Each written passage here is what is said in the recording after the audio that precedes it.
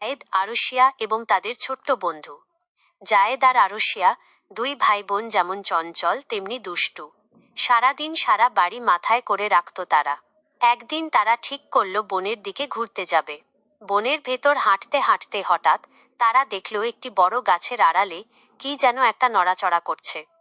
অজানাকে জানার আগ্রহ কৌতূহল সামলাতে না পেরে তারা পা টিপে টিপে সেই গাছের আড়ালে গেল। সেখানে গিয়ে তাদের চোখ ছানা বড়া। দেখল ঝোপের আড়ালে একটি ছোট্ট তুলতুলে খরগোশ ছানা পরম নিশ্চিন্তে ঘাস খাচ্ছে। ছানাটিকে দেখে তাদের মায়া লেগে গেল।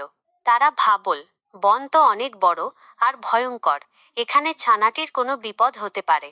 তাই তারা ঠিক করল ছানাটিকে তারা বাসায় নিয়ে যাবে। নতুন অতিথি ও আদর যেই ভাবা সেই কাজ। জায়েদ আর আরশিয়া পরম মমতায় ছানাটিকে কোলে তুলে বাসায় নিয়ে এল। বাড়িতে এনে তারা ছানাটির জন্য নরম বিছানা বানিয়ে দিল এবং তাকে মজার মজার খাবার খেতে দিল। ক্ষুধার্ত ছানাটিও খুব আনন্দ নিয়ে খাবারগুলো খেতে লাগলো। বড় হয়ে ওঠা দিন যত যেতে লাগলো, জায়েদ আর আরশিয়ার যত্ন আর ভালোবাসায় খরগোশ ছানাটি বড় হতে শুরু করলো। তাদের দুষ্টুমির দলে এখন নতুন সঙ্গী এই খরগোশটি। এভাবেই ভালোবাসার ছোঁয়ায় একটি বুনো ছানা হয়ে উঠল তাদের পরিবারের এক অবিচ্ছেদ্য অংশ।